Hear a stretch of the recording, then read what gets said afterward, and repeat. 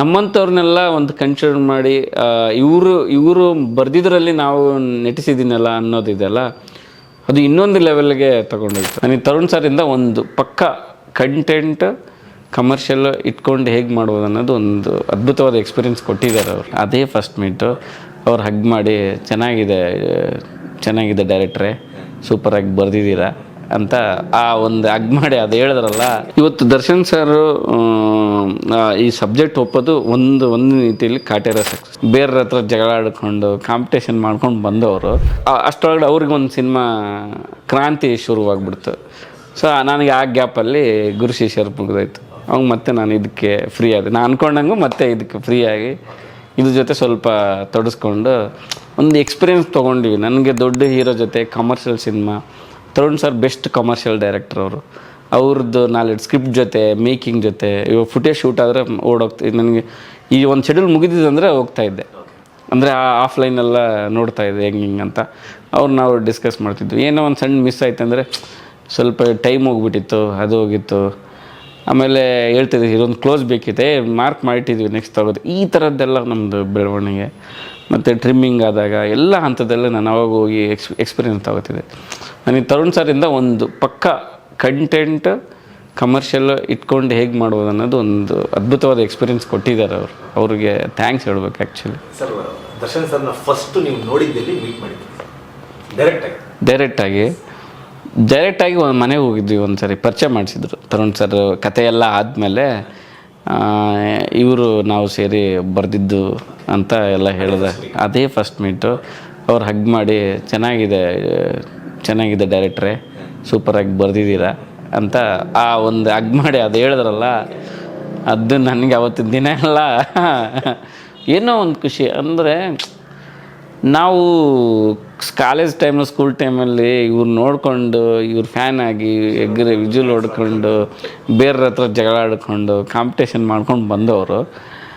ನಮ್ಮದು ಕತೆ ಇವ್ರು ಮಾಡ್ತಾರ ನಂಬಿಕೆ ನನಗೆ ಮಾಡ್ತಿದ್ದಲ್ಲ. ಇದು ನಾವು ಬರೆದಿದ್ದು ಈ ಸೀನ್ ನಾವು ಬರೆದಿದ್ದಲ್ಲ, ಇವರೆಲ್ಲ ಹೇಳ್ತಾರೆ ಶೂಟ್ ಆಗ್ತಾಯಿದೆ. ಅದನ್ನು ಪ್ರತಿ ಕ್ಷಣ ಎಂಜಾಯ್ ಮಾಡಿದ್ದೀನಿ ಅದನ್ನು. ನಾನು ಇವಾಗಲೂ ಕಾಟೇರ ಇಷ್ಟು ಸಕ್ಸಸ್ ಆಗಿದೆಯಲ್ಲ, ನನಗೇನಪ್ಪ ಇದು ಹಿಂಗೆ ಅಂದರೆ ನನಗೆ ಗುಡ್ ರಿವ್ಯೂ ಬರುತ್ತೆ ಅಂತ ಐಡಿಯಾ ಇತ್ತು. ಜನಗಳು ಇಷ್ಟಕ್ಕೊಂದು ಇದು ಮಾಡ್ತಾರೆ ಅಂತ ನನಗೆ ಅನಿಸಿಲ್ಲ. ಮತ್ತು ಆಮೇಲೆ ನನ್ನ ಕತೆ ನಾನು ಡಿಕೋಡ್ ಮಾಡಿದೆ.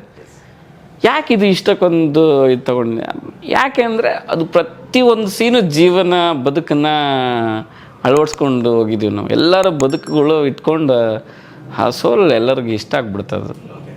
ಸರ್, ಇನ್ನು ದರ್ಶನ್ ಸರ್ ತುಂಬ ಡಿಫ್ರೆಂಟ್ ವ್ಯಕ್ತಿ. ಅಂದರೆ ದರ್ಶನ್ ಸರ್ ಸಿನಿಮಾಗೆ ನೀವು ಕತೆ ಬರೆದಿದ್ದೀರಾ ಅಂತ ಬೇರೆಯವ್ರು ಹೇಳಿದ್ರು, ದರ್ಶನ್ ಸರ್ ಹೇಳ್ತಾರೆ ಜಡೇಶ್ ಕಥೆಯಲ್ಲಿ ನಾನು ನಟಿಸಿದ್ದೀನಿ ಅಂತ. ಆ ವ್ಯಕ್ತಿ ಬಗ್ಗೆ, ಆ ವ್ಯಕ್ತಿತ್ವದ ಬಗ್ಗೆ ಓವರ್ ಆಲ್ ಹೇಳ್ತಾರೆ ಸರ್. ಅವ್ರಿಗೆ ಎಷ್ಟು ಇದು ಅಂತಂದು ಗ್ರೇಟ್ನೆಸ್ ಅಂದರೆ, ಎಷ್ಟು ಪ್ರೆಸ್ ಮೀಟ್ ಆಗಿದೆ, ಎಷ್ಟು ಶೋ ಇದೆ. ಅವರು ಹೇಳೋದು ಒಂದೇ, ನಮ್ಮ ಡೈರೆಕ್ಟ್ರು ತರುಣ್, ನಮ್ಮ ಡೈಲಾಗ್ ರೈಟ್ರು ಮಾಸ್ತಿ, ಆಮೇಲೆ ನಮ್ಮ ಕಥೆಗಾರ ಜಡೇಶ್, ಸಿನಿಮಾಟೋಗ್ರಾಫರ್ ಸುಧಾಕರ್, KM ಪ್ರಕಾಶ್, ಈ 5 ಜನ ಏನು ಬೇಕಾದರೂ ಮಾಡ್ತಾರೆ ಸಿನಿಮಾದಲ್ಲಿ. ಇವರು ಅಂಥ ರಾಕ್ಷಸರು ಇವರು. ಪ್ರತಿಯೊಂದು ಇದರಲ್ಲಿ ಹೇಳ್ತಾರೆ.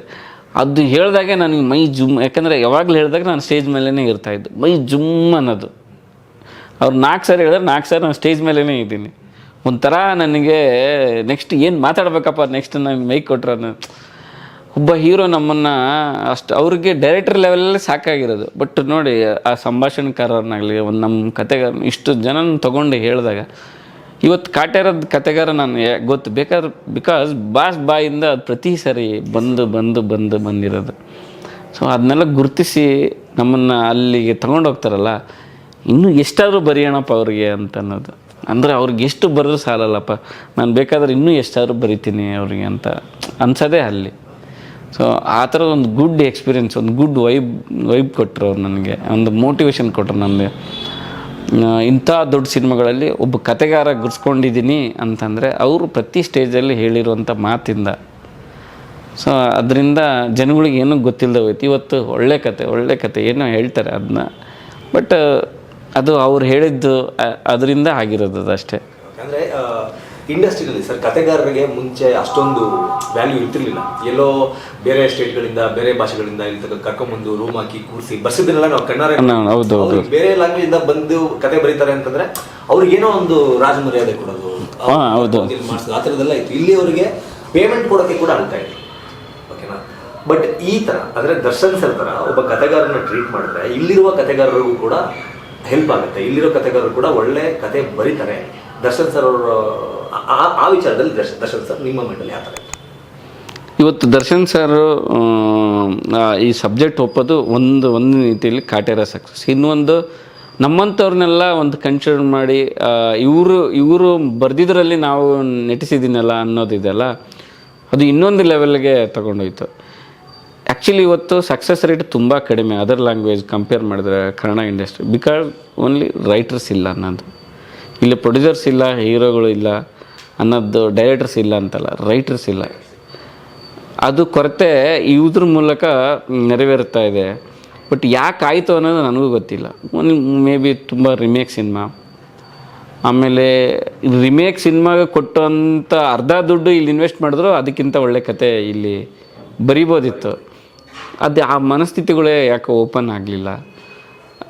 ಇವಾಗ ಯಾವಾಗ OTT ಲಾಕ್ಡೌನ್ ಅನ್ನೋ ಗ್ಲೋಬಲೈಸ್ ಅಂದರೆ ಎಲ್ಲ ಪ್ಲ್ಯಾಟ್ಫಾರ್ಮ್ಗಳು ಓಪನ್ ಆದವು, ಇವಾಗ ರಿಮೇಕ್ ಬೆಲೆ ಹೊರಟೋಯ್ತು.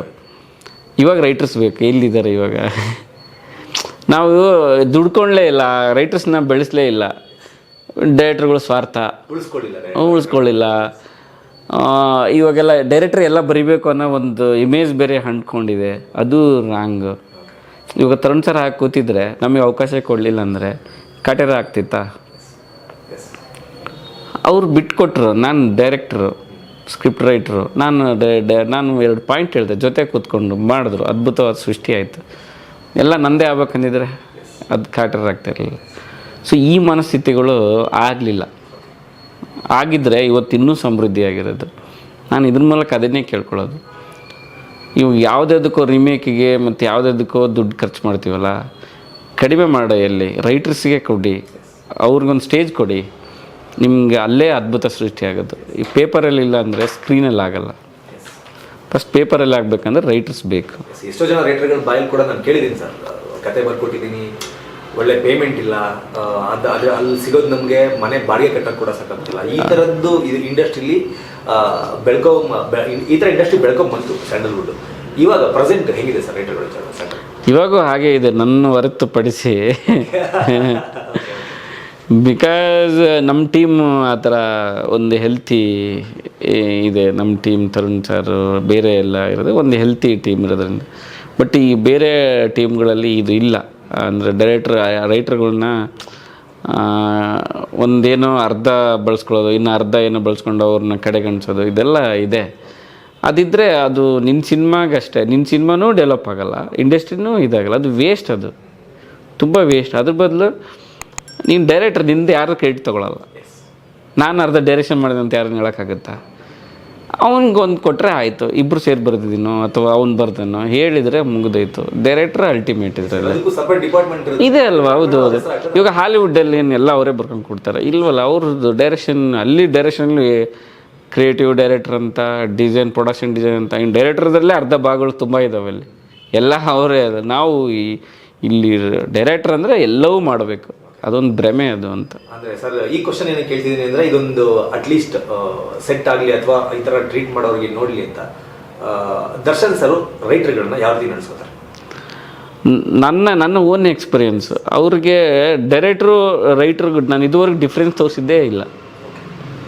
ನಾನು ಯಾವಾಗ ಸೆಟ್ಟಿಗೆ ಹೋಗ್ತಿದ್ದೀನೋ, ಮಾಸ್ತಿ ಎಷ್ಟು ಸರಿ ಸೆಟ್ಟಿಗೆ ಹೋಗಿದ್ದಾರೋ, ಎಷ್ಟೇ ಆಪೇಯತಿಂದ ನಿಂಗೆ ಬಂದ ತಕ್ಷಣ, ನಾವು ನೋಡಿದ ತಕ್ಷಣ ಹಂಗೆ ಕೈ ಡೈರೆಕ್ಟ್ರೇ ಅಂದ್ರೆ ಮಾಸ್ತಿ ಅಂತ ಹಿಂಗೆ ಬಂದು ಅವ್ರು, ನಾವು ಬ್ರೇಕ್ ಟೈಮಲ್ಲಿ ಎಷ್ಟೊತ್ತು ಅಷ್ಟೊತ್ತು ಮಾತಾಡಿಕೊಂಡು ಆರಾಮಾಗಿ, ಮತ್ತು ಇವ್ರು ಬಂದಿದ್ದಾರೆ ಅಂದರೆ ಕ್ಯಾರವನ್ನಲ್ಲಿ ಊಟಕ್ಕೆ ಕರೆಸಿ ಕೂಡಿಸಿ ತಿನ್ನಿಸಿ,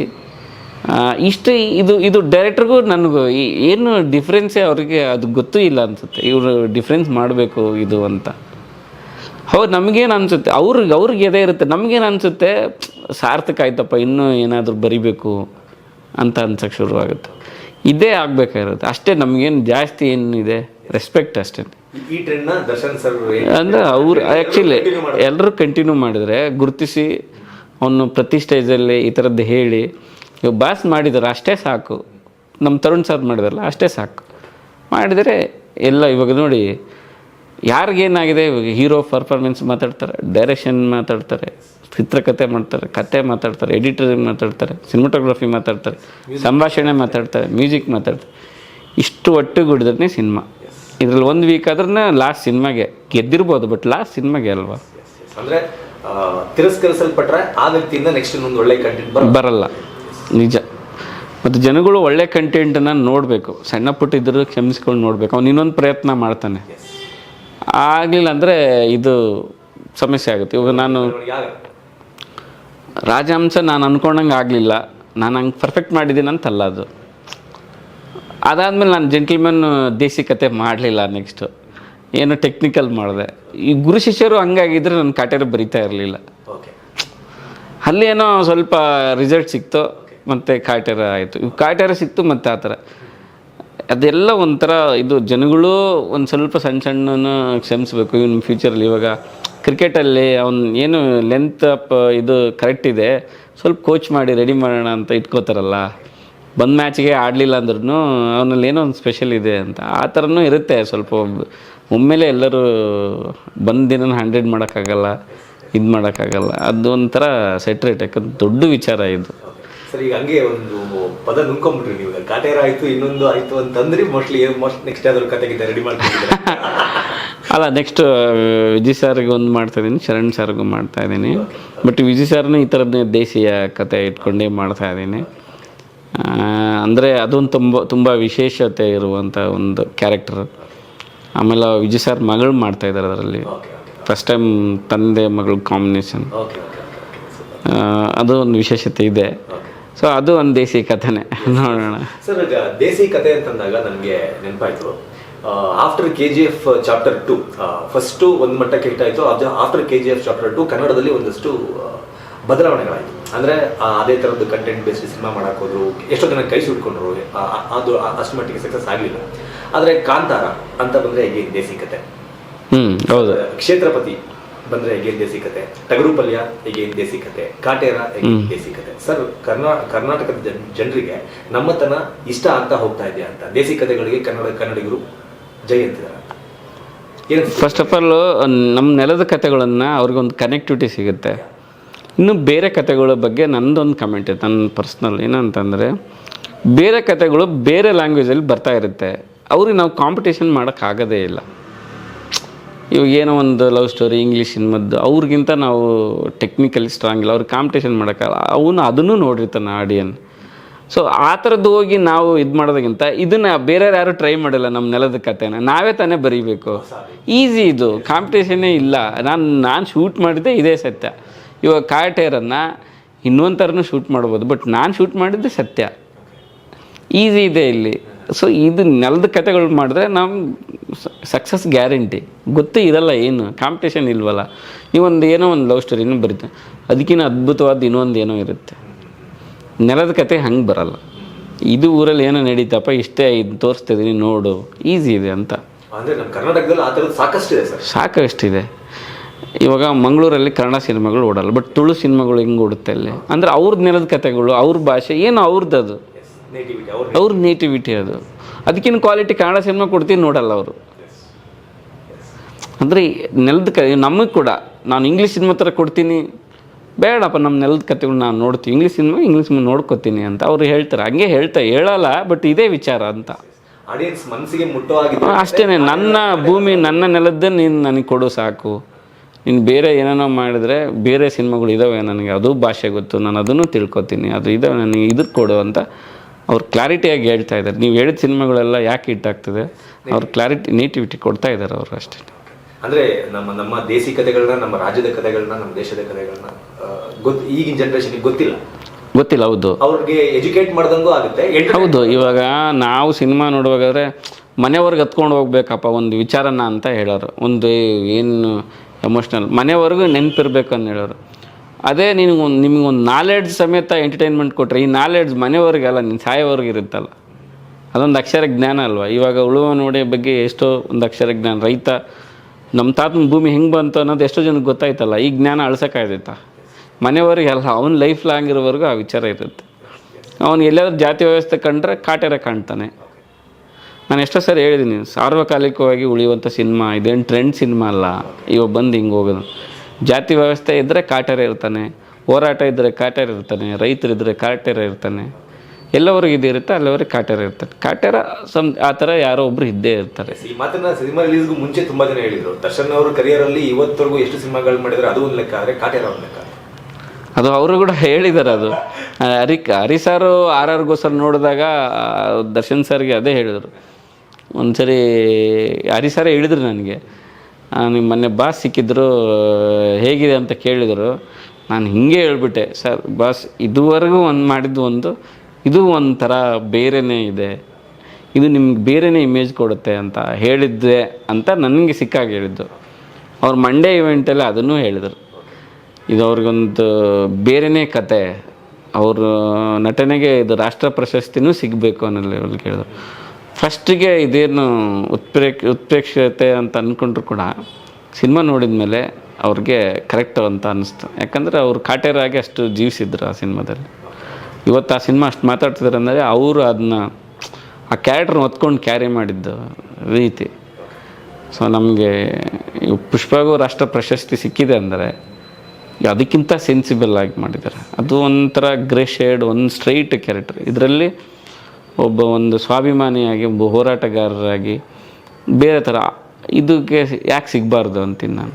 ನಮ್ಮ ನೆಲದಲ್ಲಿ ರೈತರು ಅನುಭವಿಸಿದಂತಹ ಆ ನೋವುಗಳ್ನ ಆ ಏಜ್ ಕ್ಯಾರೆಕ್ಟರ್ ಮಾಡಬೇಕಾದ್ರೆ ನಿಮಗೆ ನೋಡಿ ಅದೆಷ್ಟು ಇನ್ನಸೆನ್ಸ್ ಇದೆ ಆ ಕ್ಯಾರೆಕ್ಟರ್. ಅಂದರೆ ಅದು ಎಲ್ಲವನ್ನೂ ಅನುಭವಿಸಿ ಹೋರಾಟ ಮಾಡಿ ಸಾಯಿಸಿ ಅವರೇ ಪ್ರೀತಿಸಿದ ಹುಡುಗಿ ಸತ್ತು ಎಲ್ಲ ಆ ಮುಖದಲ್ಲಿ ನೀವು ಸೆಕೆಂಡ್ ಟೈಮ್ ನೋಡುವಾಗಾದರೆ ಅವ್ರ ಬಸ್ ಇಳಿವಾಗಿಂದಾಗೂ ಗೊತ್ತಾಗುತ್ತೆ ನಿಮಗೆ ಅವ್ರು ಎಷ್ಟಕ್ಕೊಂದು ಆ ಕ್ಯಾರೆಕ್ಟರ್ ಒಳಗಡೆ ಇದ್ದರು ಅಂತ. ಅವ್ರು ಯಾವತ್ತೂ ಹಿಂಗೆ ಎದೆ ಸೆಟದ್ ನಿಲ್ಲೋದಿಲ್ಲ ಆ ಕ್ಯಾರೆಕ್ಟ್ರಲ್ಲಿ. ಫೈಟ್ ಮಾಡುವಾಗ ಅಂತ ಹೇಳಿದ್ರು ಬರೀ ಹಿಂಗೆ ಇರ್ತಾರೆ ಅವರು. ಅಂದರೆ ಅಷ್ಟು ನೋವು ಅದರಲ್ಲಿ. ಆ ದೇಹ, ಇಷ್ಟು ದೊಡ್ಡ ದೇಹ ಅವ್ರದ್ದು ಹಿಂಗೆ ಇಟ್ಕೊಂಡಿದ್ದು, ಅದಕ್ಕೆಲ್ಲ ನಾವು ವರ್ಣನೆ ಮಾಡೋಕ್ಕಾಗಲ್ಲ. ಇವತ್ತು ಕಾಡೋದೇ ಅದು. ಅವರು ಲಾಸ್ಟಿಗೆ ಕೈ ಮುಗಿದು ಹೋಗೋದಾದ್ರೆ ಎಲ್ಲರೂ ಚಿಕ್ಕ ಮಕ್ಕಳು ಹೇಳ್ತಾರೆ. ಅವ್ರಿಗೆ ಏನು ಅರ್ಥ ಆಗುತ್ತೆ? ಅವ್ರಿಗೆ ಜಾತಿ ವ್ಯವಸ್ಥೆ ಇದೆಯಾ ಗೊತ್ತಿಲ್ಲ. ಅವ್ರಿಗೆ ಗೊತ್ತಾಗ್ತಿರೋದು ಏನೋ ಆ ಕ್ಯಾರೆಕ್ಟರ್ ಕನೆಕ್ಟ್ ಆಗಿಬಿಟ್ಟಿದೆ. ಆ ಏಜ್ ಕ್ಯಾರೆಕ್ಟರ್ ಏನಪ್ಪ ಅದು ವಾಪಸ್ ಹೋಗ್ತಾ ಇದೆ ಅಂತ ನಾವು ಎಷ್ಟು ವಿಡಿಯೋಗಳು ನೋಡಿದ್ವಿ ಚಿಕ್ಕದೇ. ಅದಕ್ಕೆಲ್ಲ ಬಾಸ್ದು ನನ್ನ ಕಂಟೆಂಟ್ ವರ್ಕ್ ಆಗಿಲ್ಲ ಅಲ್ಲಿ. ಅವ್ರಿಗೇನು ಜಾತಿ ವ್ಯವಸ್ಥೆ ಗೊತ್ತಾ, ಇದು ಗೊತ್ತಾ, ಏನು ಗೊತ್ತಿದೆ ಅಲ್ಲಿ? ಬಟ್ ಇದನ್ನೆಲ್ಲ ಯಾರು ಹೇಳ್ಬೇಕು? ಅವ್ರು ಹೇಳಿದ್ರೇ ರೀಚ್ ಆಗೋದು. ಅದೆಲ್ಲ ನಮ್ಮಂಥವ್ರು ರೀಚ್ ಆಗಿದೆ. ಆ ಮಕ್ಕಳಿಗೆ ಬಾಸ್ ನಟನೆ ಅವ್ರ ಮೂಲಕ ಅವ್ರಿಗೆ ಒಂದು ಏನೋ ಒಂದು ಕನೆಕ್ಟಿವಿಟಿ. ಇಷ್ಟು ಜೊತೆ ನಮ್ಮ ಜೊತೆಗೆ ಇದ್ದವ್ರು ಇವತ್ತು ಜೈಲು ಹೋಗ್ತಾರಲ್ಲಪ್ಪ, ಇಷ್ಟೆಲ್ಲ ಹೇಳ್ದವ್ರು ಇವತ್ತು ಮತ್ತೆ ವಾಪಸ್ ಹೋಗ್ತಾರೆ ಅನ್ನೋದು ಏನೋ ಒಂದು ಮಿಸ್ಸಿಂಗ್ನ ತೋರಿಸ್ತಾರೆ. ಅದಕ್ಕೆಲ್ಲ ಅವ್ರ ನಟನೆ. ಇದು ಯಾವ ಪ್ರಶಸ್ತಿ, ರಾಷ್ಟ್ರ ಪ್ರಶಸ್ತಿ ನೀವು ಕೊಡಲೇಬೇಕು ಇದಕ್ಕೆ. ಆ ಕ್ಯಾರೆಕ್ಟ್ರು ಪರ್ಟಿಕ್ಯುಲರ್ ಆಗಿ ಹೆಂಗೆ ರೆಡಿ ಆಗಿದೆ ಸರ್? ಅಂದರೆ ಕಾಟೇರಾ ಕ್ಯಾರೆಕ್ಟ್ರು ಓಕೆ, ಆ ಏಜ್ ಕಾಟೇರಾ ಕ್ಯಾರೆಕ್ಟರ್ ಅಂದರೆ ಸ್ಕ್ರಿಪ್ಟ್ ಲೆವೆಲ್ ನಮ್ಮದಂತೂ ರೈಟಿಂಗು 2 ಶೇಡ್ಸಿಗೆ ಹೋಗಿದ್ವಿ. ಬಟ್ ಅದಕ್ಕೆಲ್ಲ Tarun sir and direction department ತುಂಬ ಕಷ್ಟಪಟ್ಟಿದೆ. ಅಂದರೆ ಅವ್ರ ಗೆಟಪ್ಪು, ಅವ್ರ ಇದಕ್ಕೆಲ್ಲ ತುಂಬ ವರ್ಕ್ ಮಾಡಿದೆ ಅವರು. ಅಂದರೆ ಅವರು ಇದರಿಂದ ಹಿಡಿದು ಅದಕ್ಕೆಲ್ಲ ಅವ್ರಿಗೆ ಹೋಗ್ಬೇಕು. ಅದರಲ್ಲಿ ನಾನು ಬರೆದಿದ್ದು ಅಷ್ಟೇ. ಬಟ್ ನಿಮ್ಮ ಇಮ್ಯಾಜಿನೇಷನ್ಗೆ ಒಂದು ಏಜ್, ಒಂದು 50 ಏಜಿಗೆ ಅಲ್ಲ, ಬಟ್ ಅಪ್ರೂವಲ್ಗೆ ನಾವೆಲ್ಲ ಜೊತೆಗೆ ಇರ್ತಾಯಿದ್ವಿ. ಅದೆಲ್ಲ ಮಾಡಿದ್ಮೇಲೆ ಆದಮೇಲೆ ಫೋಟೋ ತೋರಿಸೋರು, ಅದಕ್ಕೆಲ್ಲ ನಾವು ಇರ್ತಾಯಿದ್ವಿ. ಇದು ಕರೆಕ್ಟ್ ಇದೆ ಸರ್, ಇದು ಹಿಂಗಿದೆ ಅಂತ. ಅದೆಲ್ಲ ಇದು ಮಾಡೋದು. ಮತ್ತು ಕೆಲವೊಂದು ಶೂಟಿಂಗ್ ಟೈಮಲ್ಲೂ ಬಾಸ್ ಇಂಪ್ರೂವೈಸೇಷನ್ನು. ನನ್ನ ಏಜಿಗೆ ನಾನು ಇಷ್ಟೇ ಇರ್ತೀನಿ, ನಾನು ಹಿಂಗೆಲ್ಲ ಫೈಟ್ ಮಾಡಲ್ಲ, ಇಷ್ಟು ಮಾಡ್ತೀನಿ. ಅದೆಲ್ಲ ಆ ಕ್ಯಾರೆಕ್ಟ್ರಿಗೆ ಇನ್ನೂ ಇದು ಕೊಟ್ಟಿದೆ. ಹೌದೌದು. ಆ ಫೈಟ್ ಟೈಮಲ್ಲಿ ಅವ್ರದ್ದೆಲ್ಲ ಏರ್ ಲ್ಯಾಂಡಿಂಗು ಅದೆಲ್ಲ ಏನೋ ಕಂಪೋಸ್ ಆಗಿತ್ತು. ನಾನು ಹೋಗಿದ್ದೆ ಅವತ್ತು ಶೂಟಿಂಗ್ ಪಟ್ಟೆ. ಇದೆಲ್ಲ ಬೇಡ ಚಿನ್ನ, ನನಗೆ ಬೇಕಾದ್ರೆ ನಾವು ಹೊಡೆದವ್ರು ಏನನ್ನ ಇದಾಗೋದು, ನಾನು ಏರ್ ಲ್ಯಾಂಡಿಂಗ್ ಆ ಥರದ್ದೆಲ್ಲ ಬೇಡ, ನನ್ನ ಏಜಿಗೆ ಅದು ಈ ಏಜಿಗೆ ಮ್ಯಾಚ್ ಆಗೋಲ್ಲ. ಅದೆಲ್ಲ ಅವರು ಹೇಳ್ತಾರೆ. ಮತ್ತು ಅವ್ರು ಕೂಡೋ ರೀತಿ, ಹೋಗೋ ರೀತಿ, ಅವ್ರ ಬೇಸ್ ವಾಯ್ಸೆಲ್ಲ ಅದು ಮಾತಾಡಿದ್ದು, ಅದನ್ನ ಕ್ಯಾರೆಕ್ಟ್ರನ್ನ ಅವರೇ ಲಿಫ್ಟ್ ಮಾಡಿದ್ದು ತುಂಬ. ನಮ್ಮ ಇಮ್ಯಾಜಿನೇಷನ್ಗಿಂತ ಜಾಸ್ತಿ ಅವ್ರು ಲಿಫ್ಟ್ ಮಾಡಿದ್ದು ಆ ಕ್ಯಾರೆಕ್ಟರ್. ತುಂಬ ಕಲಿಕೆ ಇದೆ ದರ್ಶನ್ ಸರ್ ಬಗ್ಗೆ ಕೆಲಸ ಮಾಡ್ತಾರೆ. ಅವ್ರ ಅನುಭವ ಮುಂದೆ ನಮ್ಮದೇನಿಲ್ಲ. ಅವರೆಲ್ಲ ಯಾವ್ದಾದ್ರು ಚಿಕ್ಕದು ಅವರಿಂದ ಇದನ್ನು ಕಲಿತೆ ಈ ಸಿನಿಮಾದಿಂದ ಅಂತ ಹೇಳ್ಕೊಳ್ಳೋದು? ಅಂದರೆ ಅವರು ಸೀನ್ ಕಾಂಪೋಸಿಷನ್ ಇದರಲ್ಲಿ ಅಂದರೆ ನಾವು ಒಂದು ಸರಿ ಇರಲಿ ಬಿಡಿ ಲೈಟಿಂಗ್ಗೆ ಏನೋ ಇದೆ ಈ ಥರ ಕೂತ್ಕೊಳ್ಳಿ ಬಾಸ್ ಹಿಂಗೆ ಕೂತ್ಕೊಳ್ಳಿ ಹಿಂಗಂದ್ರೂ ಅವ್ರಿಗೆ ಗೊತ್ತು ನಾನು ಹಳ್ಳಿಯವನು, ಕಾಟೇರ ಹೆಂಗೆ ಕೊಡ್ತಾನೆ, ಹೆಂಗೆ ಇದು ಮಾಡ್ತಾನೆ, ಅದು ಅವ್ರು ನಾನು ಹಿಂಗೆ ಕೊಡ್ತೀನಿ ಚಿನ್ನ, ಹಿಂಗೆ ಮಾಡ್ತೀನಿ, ಅದೆಲ್ಲ ನನಗೆ ಭಾಳ ವಾವ್ ಅನ್ಸೋದು. ಇವಾಗ ಅದೇ ರಿಸಲ್ಟು ನೋಡಿ. ಅವರು ನಾನು ಕಾಟೇರಾಗಿ ಏನು ಮಾಡ್ತೀನಿ ಅದನ್ನೇ ಮಾಡಿದ್ದಕ್ಕೆ ಇವತ್ತು ಅಷ್ಟು ಕನೆಕ್ಟಿವಿಟಿ ಇದೆ. ನಾವೇನೋ ಕಂಫರ್ಟ್ಗೆ ಇವತ್ತು ದರ್ಶನ್ ಸರ್ ಹಿಂಗೆ ನೆಲದ ಮೇಲೆ ಏನೋ ಅನ್ಕೋತಾರೆ, ಇವಾಗ ಊಟ ಮಾಡೋ ಸೀನೆಲ್ಲ ನೆಲದ ಮೇಲೆ ತರ್ತಾರೆ ಕೂಡ್ತಾರೆ, ನಾವೇನೋ ಅನ್ಕೋತೀವಿ. ಬಟ್ ಅವ್ರು ಅದೆಲ್ಲ ಮಾಡಿದ್ದು ಅವ್ರು ಇದನ್ನು ಅಂದರೆ ಮುಲಾಜಿಲ್ದೆ ಅವ್ರು ಮಾಡಿದ್ರಲ್ಲ ಆ ಪಾತ್ರಕ್ಕೆ, ನಾವು ಮುಲಾಜಿಲ್ದೂ ಕೆಲಸ ತೊಗೋಬೇಕು ಅನ್ನೋದಷ್ಟೇ. ಅವ್ರು ರೆಡಿ ಇರ್ಬೇಕಾದ್ರೆ ತೊಗೊಂಬಿಡ್ಬೇಕು ಅಷ್ಟೇ. ಅದನ್ನ ತರುಣ್ ಸರ್ ತೊಗೊಳ್ಬಿಡೋರು ಅದನ್ನ. ನನಗೆ ಅದೊಂದು ಕಲ್ತಿದ್ದೀನಿ. ಅವ್ರು ರೆಡಿ ಇದ್ದರೆ ನಾವು ಹಂಗೆ ತೊಗೊಂಬಿಡ್ಬೇಕು, ನಾವು ಎಕ್ಸ್ಟ್ರಾ ಮಾಡಿ ಏನೂ ಮಾಡೋಕ್ಕೆ ಹೋಗ್ಬಾರ್ದು ಅಷ್ಟೇ. ಅವರು ಹಂಗೆ ಒಗ್ಕೊಂಡು ಹೋಗ್ತಾ ಇರ್ತಾರೆ. ಮತ್ತು ಅವರು ಡೈಲಾಗು, ನಾವು ಎಸ್ಪೆಷಲಿ ಡೈಲಾಗು ಮಾಡ್ಯುಲೇಷನ್ಸ್ ಯಾವಾಗ ಅವ್ರು ಲಿಫ್ಟ್ ಮಾಡಬೇಕು, ಯಾವಾಗ ಇದು ಮಾಡಬೇಕು ಚೆನ್ನಾಗಿ ಗೊತ್ತು, ನಮಗಿಂತ ಚೆನ್ನಾಗಿ ಗೊತ್ತು ಬಾಸ್. ಒಂದು ಸರಿ ಡೈಲಾಗ್ ಹೇಳಿಬಿಟ್ರೆ ಸಾಕು, ಇದನ್ನ ಯಾವಾಗ ಫಾಸ್ ಕೊಡಬೇಕು, ಯಾವಾಗ ಲಿಫ್ಟ್ ಮಾಡಬೇಕು, ಏನು ಇದು ಮಾಡಬೇಕು, ಅದೆಲ್ಲ ನನಗೆ ಭಾಳ ಇದಾಗೋದು. ಇವಾಗ ಅದು ಮಚ್ಚು ಹೊಡೆಯೋ ಸೀನ್ ಇದೆಯಲ್ಲ, ಅವ್ರು ಕೆಳಗೆ ಕೂತಿರ್ತಾರೆ, ನಾವು ಯಾವಾಗ ಎದ್ದು ಹೊಡಿಬೇಕಂತ ನಾವೇನು ಹೇಳಿದ್ದಲ್ಲ. ಅವರು ಮನುಷ್ಯ ಮಾಡಿದ ಮಚ್ಚಿಗೂ ಮಿಷನ್ ಮಾಡಿದ ಮಚ್ಚಿಗೂ ವ್ಯತ್ಯಾಸ ಇರಲ್ವ, ಅವಾಗ ಎದ್ದೇಳ್ತಾರೆ ಅವರು. ಅದು ಅವ್ರದ್ದೇ ಓನ್ ಅದೆಲ್ಲ. ಸೊ ಅದಕ್ಕೆಲ್ಲ ನಾವು ಅವೆಲ್ಲ ನಮಗೆ ತಿಳ್ಕೊಳಕ್ಕೂ ಆಗಲ್ಲ. ಯಾಕಂದ್ರೆ ಅವ್ರು ನಟರಾಗಿ ಅದು ಅಭ್ಯಾಸ ಇರುತ್ತೆ. ನಾನು ಈ ಟೈಮಿಗೆ ಎದ್ದೇಳ್ತೀನಿ, ಹಿಂಗೆ ಹೊಡಿತೀನಿ ನೋಡಿ ಅಂತ. ಅದನ್ನೆಲ್ಲ ನಾವು ಇದೇ ಟೈಮಿಗೆ ಎದ್ದೇಳಿ ಸರ್ ಅಂತ ನಾವು ಹೇಳೋಕ್ಕಾಗಲ್ಲ. ಅದು ಹಾಂ, ಹೌದು. ಸರ್, ದರ್ಶನ್ ಸರ್ ಎಕ್ಸ್ಪೆರಿಮೆಂಟ್ಗಳಿಗೆ ಜಾಸ್ತಿ ಸಿನಿಮಾಗಳು ಮಾಡಲ್ಲ. Speed plus Karnataka.